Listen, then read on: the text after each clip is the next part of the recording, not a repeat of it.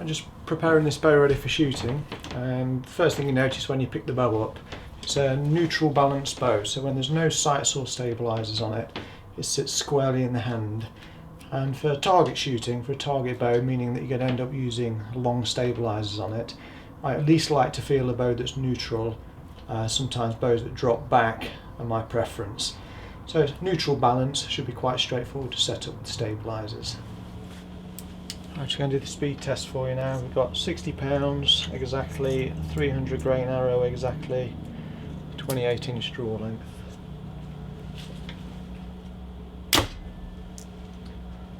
"305 feet per second, that's pretty amazing actually. Let's try that again. Yeah, 304.9. Just zoom in for you. That is a really quick bow. Really impressive. Here we go, Alpha Elite. Fuel cams, first few shots.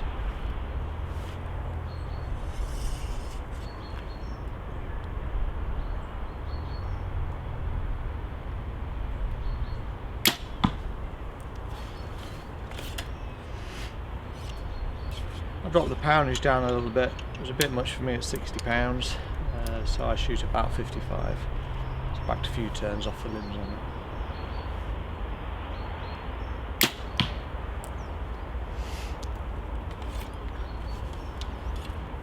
It's got a really tight sound to it, really quite sharp, solid and tight. There's no vibration.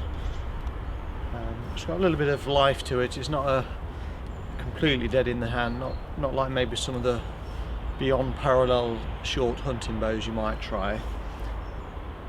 I think I need a little bit more weight on the end of the stabiliser. I just feel the bow, the top cam come back to me just a little bit when I shoot it, but all that would need is a tiny bit more stabilisation on the end.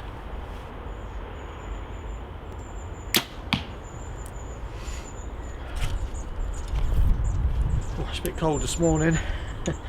Should have had a bit of a warm up really.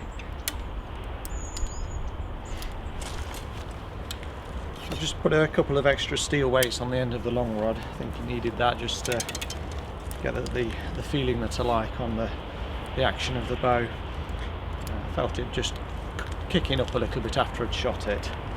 Everyone's going to have a preference on how they like to have it set. I like to make sure the bow feels flat and square through the shot and drops away quite distinctively afterwards, and this should do that. Let's have a look at it now.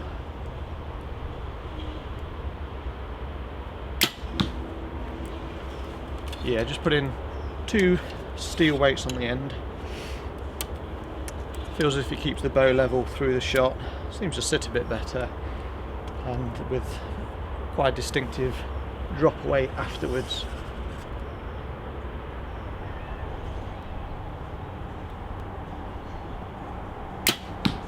Certainly doesn't kick at all. It's not got any of that recoil, the negative type of recoil. Nicely balanced bow. Didn't take much at all to suss out the stabilisation on it. I like to shoot it at some longer distances really to get a better feel of it. I'm only shooting about 30 metres here. I'm just trying to describe the feeling of the bow. I'm not going to bother showing you any groups in the target. I mean, it doesn't really show you anything. There'll be plenty of people and Hoyt media that will show you bunches of arrows stuck in the middle of the target, so I'll leave that out.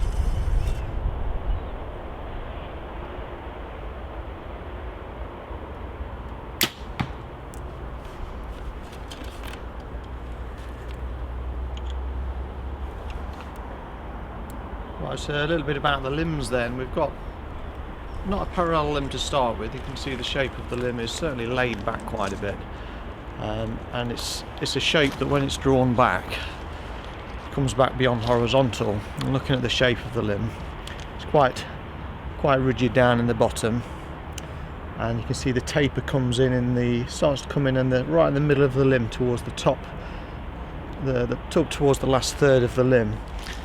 When you draw the bow back, it's got quite a nice even shape to it. Let's square that up for you. It comes back, see those limb tips come right beyond parallel there. So that's quite an interesting looking shape limb. I can call it a pro arc shape. So it reduces the recoil quite noticeably against the more vertical limbs that they do. But not so much that it's a really dead feel. I don't really like on a target bow to have a really dead feel. I like to have a bit of response and a bit of feedback from the bow. This is sort of a halfway house there. It's not ultra dead, it's not super lively, a little bit of feedback.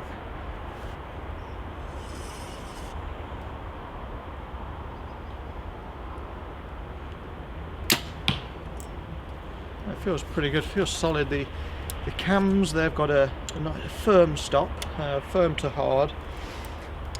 I wouldn't say super rock solid like a limb stop or maybe some of the other dual cam bows got a really rock solid wall on them, but certainly firm. You could lean on it a little bit. If you pull really hard, being hypercritical, you can make the top cam roll back a little bit.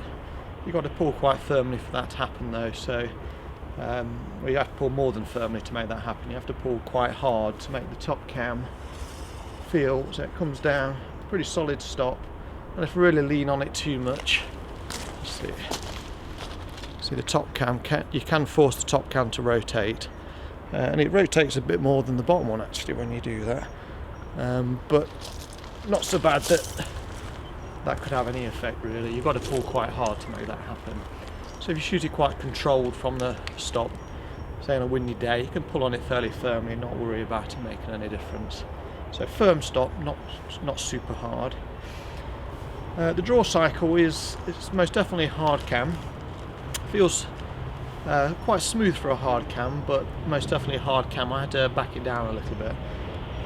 The poundage picks up very rapidly in the draw, and it holds that poundage all the way back till it drops off at the last second. But it's not super aggressive at the back either, although it's got a relatively short valley and a firm stop. It doesn't have that feeling of really wanting to snap it out of your hand. You can't relax on it by any stretch of the imagination. You've really got to keep the tension there. You can't creep. And I have to admit, that's the style of cam that I personally like, something that you can't afford to be lazy on it. It almost forces you to shoot with good technique. And the let-off isn't excessive. I haven't measured it actually. It feels around about 70%. We'll go and measure that in a minute as well. So it's a hard cam, picks up the poundage really soon, drops off into a relatively short valley, and I'd say it's certainly designed for a more advanced archer. You can't afford to be lazy, but this is really the type of valley that I like in a bow. Something fairly sharp, really keeps you on the ball, and there's no dwell at all. So if you was to have for example a cam with a very long valley and you like to shoot it off the stops, you can have that effect of when you're shooting it, there's a bit of a dwell between the releasing it and when the string actually accelerates to shoot. So I think it gives a more of a cleaner, sharper loose on it when you shoot it. All in all, quite a nice feeling cam.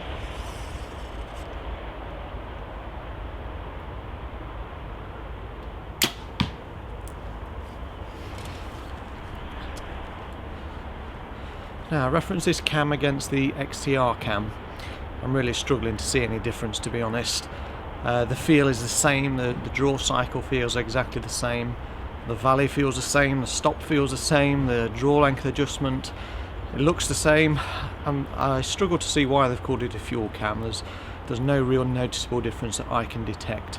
And I did take it one step further. I did just a quick 4-straw curve, nothing fancy, not the best way of doing it, but it just does give you a quick way to compare it. And what you do, you take an arrow, and fortunately I had an Alpha Max with the XTR cam of the same size and the same draw length with the same brace sight, so perfect comparison. And you make a mark of the brace sight, so you've got a point of reference to start from. And then at different given poundages, and this one I've marked at £20, £30, £40, £50 and £60, put a mark on the arrow, and then you can put the arrow on the other bow and draw to the same distance at 20 pounds, 30 pounds, 40, etc. And surprisingly it matched exactly the same between the Alpha Max with the XTR cam and this Alpha Elite with the fuel cam. And it's just a quick test, and it only measured the first half of the draw cycle up to the peak weight and the length of the peak weight. And the way it drops off, I really can't detect any difference, and I don't think you would either. The only possible thing that I can't really check is whether they've made any adjustments to other cam sizes. So I may be missing something, but as far as I'm concerned, really, if you've shot the XTR cam, you've shot the fuel cam as well.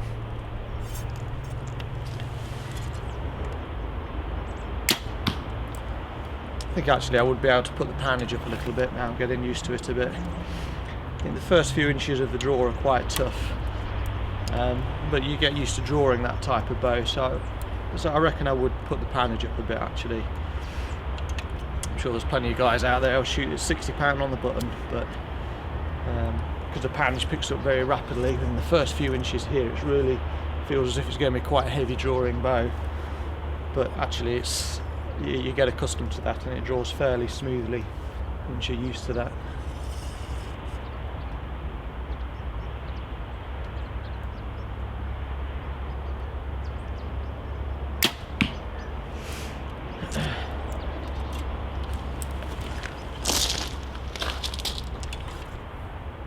It's not a noisy bow at all, not the quietest, somewhere in the middle yet again. One seemed to be describing it. It's not a classic horizontal dead in the hand feel, it's not a super lively vertical limbo, it's just middle of the road feel, middle of the road noise. It's a good crossover bow really, I suppose. Could be used for a lot of different types of applications. It's got a length long enough for nearly everyone to be able to get a good face position on there, unless you're a really super long draw length of, I don't know, 30-31 inches. Even at 30 inches I reckon you'll still be able to get a good face position. It's a 36 inch axle to axle length bow, but long enough to suit a lot of different draw lengths, so don't worry about getting difficult anchor point positions at all. It's just going to slot in quite nice.